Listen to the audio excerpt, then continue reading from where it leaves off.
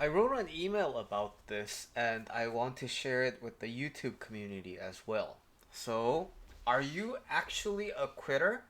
A never finisher? Let's discuss this. A lot of people think this is an issue that's very unique to them, right? Other people are completely fine, but they have this problem with being consistent. They have this problem with being this person that finishes things. And so they have all these interests that they tried and failed, tried and quit halfway. And now they feel bad about not pursuing anything, so they start feeling bad about the things that they want to pursue, right? So it's not just like, oh, I didn't really finish the thing that I didn't feel like.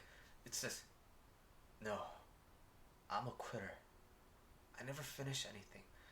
It has so much regret, it has so much guilt, and it has so much spite when people tell me that they don't finish things. You'd be surprised though, because virtually every client of mine has this problem. So, every time someone says this, but this is also including me, I thought other people were fine, but I thought it was just me who didn't finish things, right? And now, how do we get around this? The simplest realization that you have is that you do finish things, right? For example, I finished high school, I finished middle school, I finished college, I finished my graduate degree, I finished my military service, and so I was like, oh yeah, there are things that I finished.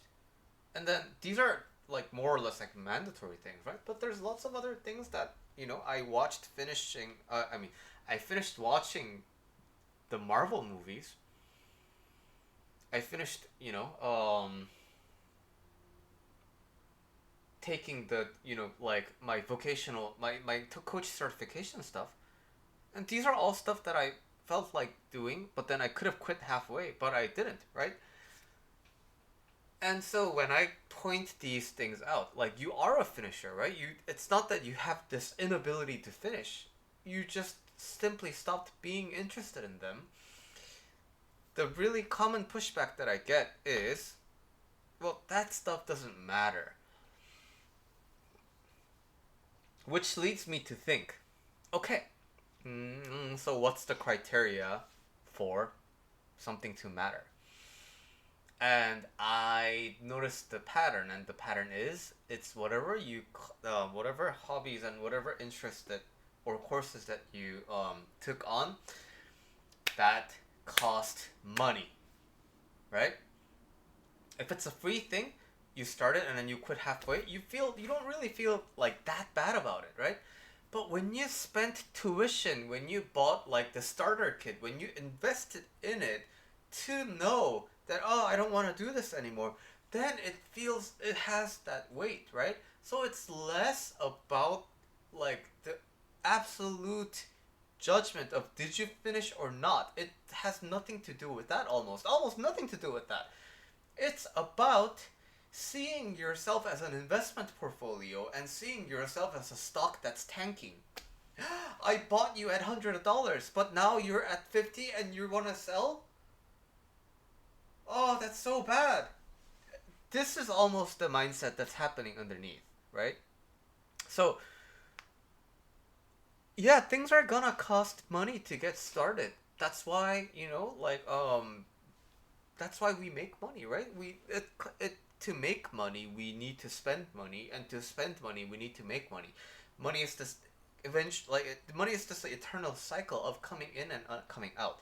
So, we're not gonna get into the deep mechanics of money right now because I have a program planned for this starting soon.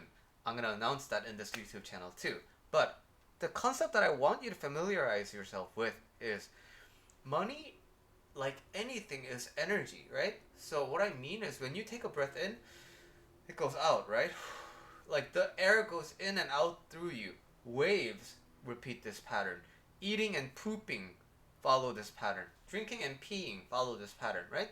So, money is this thing that can come in and money is this thing that can go, right? So when you invest in something, the reverse is happening, right? You invest in something, you spend money. And now the thing is, you can't just think of it as I spent money on, for example, something that I quit halfway was leatherworking, right? I spent about $500 to get started on leatherworking, but then I didn't sell anything with leather and I didn't break even. So this fucking sucks. I'm a horrible person. I wasted a lot of money, right? No. So the $500, what I want you to start thinking of is the $500 left me, right? But it came back as this knowledge and experience of trying leatherworking. Turns out it uses a lot of fine muscles.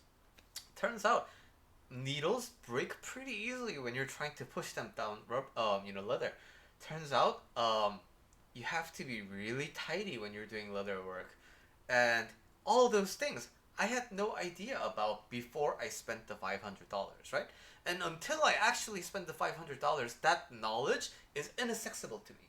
So I'm not buying these tools that'll eventually make me break even on my investment. I'm buying the knowledge that comes with the $500. I tried it, and now I have an informed opinion about leatherworking. It is fun. If you gave all the supplies to me and gave me a blueprint, then I think I could make it. But artistically, am I driven enough to make something out of scratch because I feel like it? I don't see that happening for me. If I didn't spend the $500 and actually try this out, there's no way I would know this. So the $500 is tuition for me to learn more about my world. That is the relationship I want you to have with money. It goes in, but it doesn't come, it goes out. It doesn't come in the form of money though. It comes into you. You earn money, but you might not be spending money. You might be spending energy to get money, right? Have a fluid relationship with money that's not just about the checkbooks. That's not just about the balances. That's not just the accounting. You're buying food, but you're never gonna break even from food, right? Unless you open a restaurant. But then you're not the one eating, right? You're spending money so that you can get sustenance. Money, think of it as a form of currency to fuel your day to day and add variety and add spices to your life so that it makes it more fun to live. Again, stay tuned for the upcoming program on money.